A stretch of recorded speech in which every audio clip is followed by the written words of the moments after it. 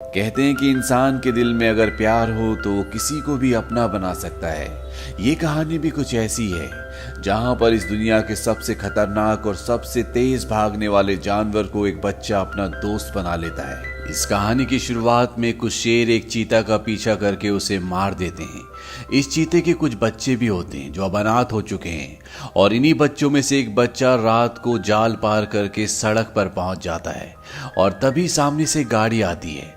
वो इस बच्चे को देख लेते हैं। इस गाड़ी में जैन नाम का एक बच्चा है और उसके साथ उसके पिता भी हैं। ये दोनों चीते के बच्चे के पास जाते हैं और उसे उठा लेते हैं।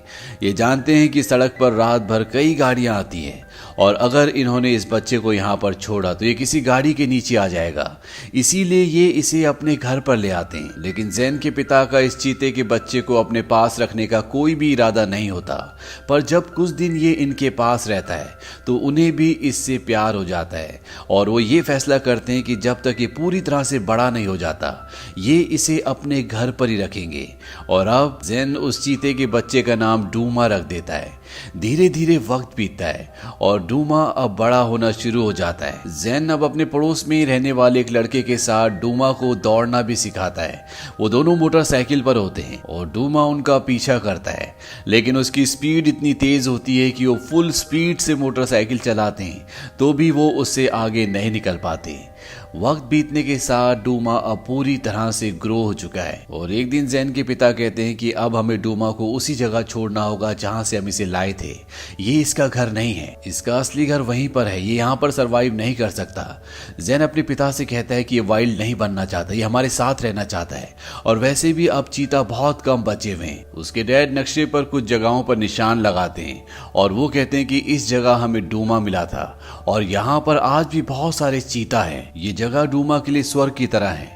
अगर तुम चाहते हो कि डूमा अपनी असली जिंदगी जिए जिसलिए वो पैदा हुआ है तो हमें इसे वहां छोड़ना होगा। जैन अपने पिता की बात समझ जाता है और वो इस बात के लिए अग्री हो जाता है, लेकिन इससे पहले कि ये डूमा को उस जगह लेकर जाते जैन के पिता की तबीयत खराब हो जाती है और उनकी मृत्यु हो जाती है। उनकी मृत्यु के बाद जैन की मॉम कहती है कि इस जगह को हमें लीज पर देना होगा और यहाँ से हमें शहर शिफ्ट होना होगा जहाँ पर मैं जॉब करूंगी, क्योंकि इसके अलावा हमारे पास अब और कोई रास्ता नहीं है। हालांकि जैन ऐसा नहीं चाहता, लेकिन उसकी मॉम जो कह रही है वो ठीक कह रही है और अब जैन, उसकी मॉम और डूमा तीनों की तीनों शहर में शिफ्ट हो जाते हैं। यहाँ पर जैन का स्कूल में एडमिशन करवाया जाता है और जब जैन की मॉम जैन को स्कूल से लेने के लिए जाती है तो डूमा भी घर से निकलकर उनकी गाड़ी का पीछा करना शुरू कर देता है और वो भी स्कूल में पहुंच जाता है। जैन डूमा को देख लेता है, लेकिन जैन का टीचर जैन को क्लास से बाहर नहीं जाने देता और अगले पल बाहर शोर मचना शुरू हो जाता है क्योंकि बच्चों ने इस चीता को यानी कि डूमा को देख लिया होता है। डूमा भी अब भागना शुरू कर देता है और जैन अपने डूमा को ढूंढते ढूंढते वॉशरूम में पहुंच जाता है जहां पर कुछ बच्चे उसे परेशान करना शुरू कर देते हैं। यहां पर डूमा भी होता है और जैसे डूमा बाहर आता है वो बच्चे उससे डर जाते हैं। उनके हाथ से वो पैसे भी गिर जाते हैं जो उन्होंने दूसरों से छीने थे। ये सारे पैसे जैन अपने पास रख लेता है और अब जैन और डूमा यहाँ से भागना शुरू करते हैं क्योंकि उनके पीछे सिक्योरिटी वाले होते हैं जो डूमा को पकड़ना चाहते हैं और ये भागते भागते शहर के बाहर पहुंच जाते हैं। और अब जैन जानता है कि वो घर डूमा को लेकर गया तो उसे पकड़ लिया जाएगा, इसीलिए वो फैसला करता है कि जो उसके पिता ने और उसने डिसाइड किया था कि वो डूमा को उसी जगह छोड़ आएंगे जहां पर वो मिला था, जो उसका असली घर है, वो अब खुद डूमा को उस जगह लेकर जाएगा। इसीलिए वो अपने पिता की मोटरसाइकिल में डूमा को बिठाकर घर से निकल जाता है और गराज में अपनी मॉम के लिए चिट्ठी लिख कर जाता है कि मैं डूमा को छोड़कर वापस आ जाऊंगा। और अब ये दोनों के दोनों अपने एक ऐसे सफर में है जो बहुत मुश्किल है। काफी दूर जाने के बाद जैन मैप देखता है। ये वही मैप है जिस मैप पर उसके पिता ने निशान लगाया था कि उन्हें डूमा को कहाँ छोड़ना है और वो देखता है कि अभी भी उनका सफर बहुत लंबा है। वो डूमा को अपनी बाइक पर बिठाकर अब यहाँ से और आगे निकल जाता है, लेकिन कुछ दूर जाने के बाद उनकी गाड़ी का पेट्रोल पूरी तरह से खत्म हो जाता है। जैन अब अपनी बाइक को धक्का देते हुए यहाँ से आगे बढ़ता है। ये पूरी तरह से एक भीड़ है, दूर दूर तक उसे कुछ भी नहीं दिखता, पर जब ये कुछ और आगे बढ़ते हैं तो इन्हें क्रैश्ड प्लेन दिखता है और जैन और डूमा आसरा लेने के लिए वहां पर चले जाते हैं। इनके पास ना खाना है, ना पानी और ना इनकी गाड़ी में पेट्रोल। ये दोनों बहुत थक भी गए होते हैं। इसीलिए यहाँ पर आराम करने का फैसला करते हैं। और जब ये आराम कर रहे होते हैं तभी यहाँ पर एक आदमी आता है। इस आदमी का नाम रिप है। ये एक ड्रिफ्टर है जो एक जगह से दूसरी जगह बिना किसी मकसद बिना किसी काम के घूमता रहता है। ये जेन की मोटरसाइकिल लेकर यहाँ से जाना चाहता है और जब वो उसे स्टार्ट कर रहा होता है तो जेन मोटरसाइकिल की आवाज सुनकर बाहर आ जाता है। जेन रिप से पूछता है कि तुम क्या कर रहे हो। रिप उससे कहता है कि मैं साउथ जा रहा हूँ, तुम्हें इसमें कोई प्रॉब्लम है। जेन उसे कहता है कि हम वेस्ट जा रहे हैं। रिप उससे कहता है हम कौन, क्या तुम्हारे साथ कोई और भी है। और तभी डूमा बाहर निकलता है और जब रिप डूमा को देखता है तो पूरी तरह से घबरा जाता है। जेन रिप से कहता है क्या तुम्हारे पास पानी है, मैं तुम्हें राइड दे सकता हूँ, यानी कि अपनी मोटरसाइकिल पर अपने साथ आगे लेकर जा सकता हूँ। और वो उसे पीने के लिए पानी देता है। रिप उससे पूछता है चल क्यों नहीं रही। जेन उसे बताता है क्योंकि इसमें पेट्रोल नहीं है। पर जेन के पास एक आइडिया होता है। अंदर इन्हें एक पैराशूट मिलता है जो वो अपनी बाइक के आगे लगा देता है और हवा जब पैराशूट के अंदर भरती है तो वो इनकी बाइक को आगे धकेलना शुरू कर देती है। अब इनकी बाइक एक डेजर्ट सेल बोट बन चुकी है। दरअसल ये सब उसके पिता ने उसे सिखाया होता है और ये बहुत लंबा सफर इसी बाइक से इसी तरह से तय करते हैं। और जब आगे झाड़ियां आ जाती है तो इन्हें मजबूरी में अपनी बाइक को वहीं पर छोड़ना पड़ता है। ये तीनों की तीनों अब बहुत प्यासे हैं। रिप कहता है कि मैं पानी का कुछ इंतजाम करता हूँ और वो एक सही जगह देखकर वहां पर खोदना शुरू कर देता है और बहुत गहरा गड्ढा करने के बाद वहां पानी निकल जाता है और अब ये पानी पीकर अपनी प्यास बुझाते हैं। पर ये भूखे भी होते हैं और तभी इन्हें एक शतुरमुर्ग दिखता है। जेन डूमा को जंगल के कानून सिखाना चाहता है, उसे शिकार करना सिखाना चाहता है ताकि जब उसे छोड़े तो वो अपने लिए खाने का इंतजाम कर सके। वो उसे शतुरमुर्ग के पीछे भेजता है लेकिन डूमा ने आज से पहले कभी भी शिकार नहीं किया, इसीलिए वो उसे पकड़ नहीं पाता। लेकिन वो उसके अंडे ढूंढ लेता है जिन्हें खाकर ये अपनी भूख मिटाते हैं। इसके बाद जेन रिप को मैप में बताता है कि वो कहाँ जाना चाहता है। रिप कहता है कि जिस जगह तुम जाना चाहते हो यहाँ से बहुत दूर है, वहां जाने का मतलब मौत है। जेन कहता है कि मैं डरता नहीं हूँ। रिप उसे कहता है कि तुम्हें डरना चाहिए। और कुछ देर सोचने के बाद रिप जेन को कहता है कि ठीक है, मैं तुम्हें आधे रास्ते तक ले जाऊंगा लेकिन उसके बाद मैं अपने रास्ते निकल जाऊंगा। और अब ये तीनों के तीनों यहाँ से आगे बढ़ना शुरू करते हैं। लेकिन जब जेन अपने कंपास पर देखता है तो वो देखता है कि वो वेस्ट की तरफ नहीं बल्कि नॉर्थ की तरफ जा रहे हैं। लेकिन वो फिलहाल रिप को कुछ नहीं कहता। ये आगे पहुंचते तो वहां पर इन्हें कुछ खंडर देखते हैं और तभी आसमान में एक हेलीकॉप्टर भी आता है। दरअसल ये हेलीकॉप्टर जेन को ढूंढने के लिए आया है। रिप उसे छुपने के लिए कहता है और ये तीनों के तीनों अंदर छुप जाते हैं। हेलीकॉप्टर वापस चला जाता है। ये पूरी रात उसी जगह पर गुजारते हैं और अगली सुबह जब ये यहाँ से निकल रहे होते हैं तभी रिप को वहां पर हीरो की एक छोड़ी हुई खान दिखती है और वो उसके अंदर चला जाता है। बाहर जेन भी डूमा को लेकर यहाँ से निकल रहा होता है क्योंकि वो जानते हैं कि रिप उन्हें सही रास्ते नहीं ले जा रहा। लेकिन इससे पहले कि यहाँ से निकलते अंदर से रिप के चिल्लाने की आवाज आती है और जब जेन अंदर जाता है तो देखता है कि वो पूरी तरह से मिट्टी के अंदर धंसा हुआ है। वो उसके मुंह के ऊपर से मिट्टी हटाता है लेकिन वो पूरी तरह से उसे मिट्टी से बाहर नहीं निकालता क्योंकि अगर उसने उसे मिट्टी से पूरी तरह से बाहर निकाला तो जबरदस्ती उन्हें अपने साथ ले जाएगा। इसीलिए वो उसके हाथ मिट्टी से निकाल देता है और वो रिप को कहता है कि मुझे पता है कि तुम हमें शहर ले जा रहे हो ताकि मुझे वापस करके तुम्हें इनाम मिले और साथ ही साथ तुम डूमा को बेचना चाहते हो। और अब जेन अकेला ही डूमा को यहाँ से वेस्ट की तरफ ले जाता है। एक नदी के किनारे पहुंच जाते हैं और जेन डिसाइड करता है कि वो नदी से आगे बढ़ेंगे। इसीलिए वो लकड़ी का एक बेड़ा बनाता है और इस बेड़े पर अब दोनों के दोनों बैठ जाते हैं। पर जैसे ही ये लकड़ी के बेड़े पर पानी से बहते हुए आगे बढ़ते हैं तो ये पानी एक झरने में बदल जाता है और ये दोनों के दोनों गिर जाते हैं। लेकिन इन दोनों की जान बच जाती है और अब ये दोनों के दोनों एक जंगल में, ये दोनों भूखे भी हैं। यहाँ पर बहुत सारे जंगली भैंसे भी होते हैं और डूमा उनका शिकार करने की कोशिश करता है लेकिन वो इतने बड़े भैंसों का शिकार नहीं कर सकता क्योंकि उसे शिकार करना नहीं आता। वो भैंसे उसे भगा देते हैं और यहाँ पर डूमा और जेन एक दूसरे से अलग हो जाते हैं। हालांकि जेन उसे ढूंढने की कोशिश भी करता है लेकिन वो उसे नहीं मिलता क्योंकि वो इंसानों द्वारा लगाए गए एक पिंजरे में फंस गया होता है। और अब यहाँ पर रात हो जाती है। जेन डूमा को ढूंढ रहा होता है और तभी एक जंगली सुअर उसे मारने के लिए उसके पीछे पड़ जाता है। जेन उसके आगे भाग रहा होता है और तभी उसका पैर किसी चीज पर अटकता है और वो गिर जाता है, वो बेहोश हो जाता है।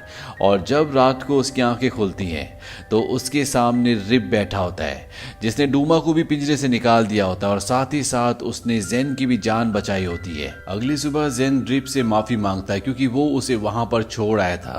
जेन उसे कहता है कि तुमने ठीक सोचा था, मैं यही सोच रहा था कि मैं तुम दोनों के बदले कितने पैसे कमा सकता हूँ, लेकिन अब वो ऐसा नहीं करना चाहता। वो इन दोनों की मदद करना चाहता है। वो उसे अपने बारे में बताता है कि वो अपना गांव, परिवार सब कुछ छोड़कर बड़े शहर चला गया था ताकि वो पैसे कमा सके, लेकिन वो पैसे नहीं कमा पाया और उसे जेल हो गई और अब वो दोबारा कभी भी वापस जेल नहीं जाना चाहता। यहाँ पर ये तीनों के तीनों भूखे होते हैं, इसीलिए शिकार करने की भी कोशिश करते हैं, लेकिन डूमा एक बार फिर से हिरन का शिकार करने से चूक जाता है। ये कहते हैं अभी नहीं, यहाँ पर भूखा ही रहना होगा। और तभी देखते हैं कि यहाँ पर कुछ लोग कैंपिंग करने के लिए आए होते हैं जिनके पास बहुत सारा खाना होता है और ये दोनों एक प्लान बनाते हैं। जेन उनके पास एक जख्मी लड़के की तरह जाता है और जब वो उसकी शर्ट खोलते तो उसकी शर्ट के अंदर सांप होता है। उस सांप को देखकर वो सभी लोग वहां से भाग जाते हैं और जेन और रिप इनका सारा खाना लेकर यहाँ से निकल जाते हैं। इन्हें एक बोट मिलती है और एक बार फिर से ये नदी के सहारे आगे बढ़ना शुरू करते हैं। जेन के पास जो पैसे होते हैं जो उसे स्कूल में मिले थे, वो उन पैसों को रिप को देना चाहता है, लेकिन रिप मना कर देता है। लेकिन जेन के जबरदस्ती करने पर रिप उन पैसों को ले लेता है। रिप के पास भी कुछ हीरे होते हैं जो उसे उस हीरे की खान से मिले थे जहां पर वो फंस गया था और वो उनमें से एक हीरा जेन को देता है ताकि वो हमेशा उसे याद रख सके। अब ये नाव का सफर पूरा करने के बाद वेस्ट की तरफ बढ़ना शुरू कर देते हैं। रिप इस जगह को जानता है क्योंकि उसका गांव यहाँ से बहुत ज्यादा दूर नहीं है। रात होने पर रिप उसे एक गुफा में ले जाता है। वो कहता है मेरे दादा मुझे यहाँ पर लाया करते थे, लेकिन अब लोग यहाँ पर नहीं आते। जेन रिप को बताता है कि कुछ ही दिनों पहले उसके पिता की मृत्यु हो गई, वो अचानक से गायब हो गए हमेशा के लिए। ऐसा क्यों होता है? रिप जेन को समझाता है। वो कहता है कि हम सब एक ही नदी में बह रहे हैं, कोई आज गया तो कोई कल। हम सबको एक दिन इस दुनिया को छोड़कर जाना ही होगा, लेकिन सबसे बड़ी बात यह है कि जब तक हम इस दुनिया में हैं, हम अपने सभी कामों को अच्छे से करें, अपनी जिम्मेदारियों को समझें। डूमा को छोड़ने के बाद तुम अपनी मॉम के पास वापस चले जाना, मैं भी अपने गांव, अपने परिवार के पास वापस चला जाऊंगा। पता नहीं मेरा परिवार मुझे माफ करेगा कि नहीं।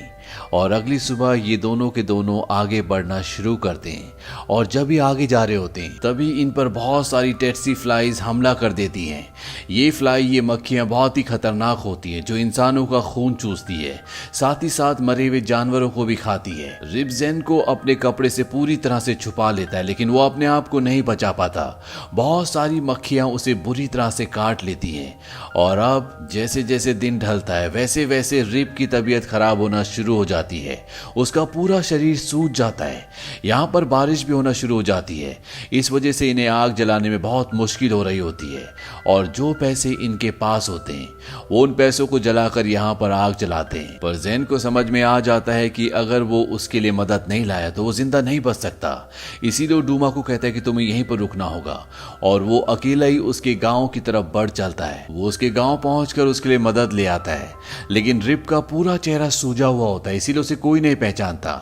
गांव लाने के बाद रिप के पूरे चेहरे पर एक लेप लगाया जाता है जिससे ये एक मुखौटा बन जाता है और अगली सुबह जब वो मुखौटे को हटाते हैं तो वो देखते हैं कि वो रिप है। इसके बाद रिप के पूरे परिवार को यहाँ पर बुलाया जाता है। रिप अपने दोनों बच्चों से, अपनी पत्नी से और अपनी मॉम से मिलता है। रिप का परिवार रिप को वापस पाकर बहुत खुश होता है। रिप जेन को भी अपने परिवार से मिलाता है। जेन अगली सुबह जब बाहर जाता है तो डूमा आसपास कहीं भी नहीं होता और जब वो उसे ढूंढता हुआ बहुत आगे निकल जाता है तो वो देखता है कि डूमा एक दूसरे चीता के साथ होता है। वो दोनों आपस में खेल रहे होते हैं और इसके बाद वो दोनों मिलकर एक हिरन का शिकार भी करते हैं। यानी कि डूमा यहीं इसी जगह से बिलोंग करता था। हो सकता है कि डूमा इस वक्त जिसके साथ हो वो उसी का कोई खोया हुआ भाई हो। और अब जेन को अपने पिता की वो बात याद आती है जब उसके पिता ने उसे समझाया था कि कि डूमा जंगल से बिलोंग करता है, और अगर तुम चाहते हो कि डूमा अपनी असली जिंदगी जिए जिस लिए वो पैदा हुआ है, तो तुम्हें उसे उसकी जगह पर छोड़ना होगा। जैन डूमा को इस जगह छोड़ने का मन बना चुका है। जैन के पास डूमा आता है, ये दोनों एक दूसरे को प्यार करते हैं। दरअसल ये इन दोनों का फाइनल गुड बाय है। इसके बाद जैन रिप से मिलता है, और रिप से मिलने के बाद वो सीधा अपनी मॉम के पास जाता है। जैन की मॉम जैन को वापस देखकर बहुत खुश होती है, वो उसे अपने गले से लगा लेती है, और अपने पूरे सफर से जैन ये समझ पाता है कि इस दुनिया में बहुत सारी चीजें हैं जो एक दूसरे के लिए बनी होती है। जैसे डूमा के लिए उसका वाइल्डनेस यानी कि उसका जंगल, उसका अपना घर, उसकी अपनी जिंदगी, रिप के लिए उसका परिवार, और खुद जैन के लिए उसके पिता जो भी थे, जो भी सोचते थे, जिन भी चीजों पर विश्वास करते थे, अब वो जैन के साथ उसकी जिंदगी में आगे चलेंगी। ये कहानी सिर्फ एक सफर के बारे में नहीं है, ये कहानी हमें बहुत कुछ सिखाती है। ये हमें सिखाती है कि हमें अपनी जिंदगी में अपनी जिम्मेदारियों को समझना चाहिए। जैसे कि रिप की जिम्मेदारी उसका परिवार था, जैन की जिम्मेदारी डूमा को उसके घर तक पहुंचाना था, और इस सफर में वो ये समझ पाया कि मौत सिर्फ एक वक्त है जो देर सवेरे हर एक की जिंदगी में आना है। उसके लिए हमें दुखी या परेशान नहीं होना चाहिए, बल्कि अपनी जिम्मेदारियों को समझना चाहिए। इसके साथ साथ वो ये भी समझ पाया कि हम भले ही किसी से कितना भी प्यार करें, लेकिन हर किसी की एक सही जगह होती है। जैसे डूमा की सही जगह जंगल थी, रिप की सही जगह उसका परिवार थी, और खुद उसकी सही जगह उसकी मॉम के साथ थी, जिन्हें उसकी सबसे ज्यादा जरूरत थी। तो ये थी पूरी कहानी फिल्म डूमा की। ये फिल्म सन 2005 में रिलीज हुई थी। IMDb पर इसकी रेटिंग है 7.2। उम्मीद करते हैं कि ये कहानी आपको पसंद आई होगी।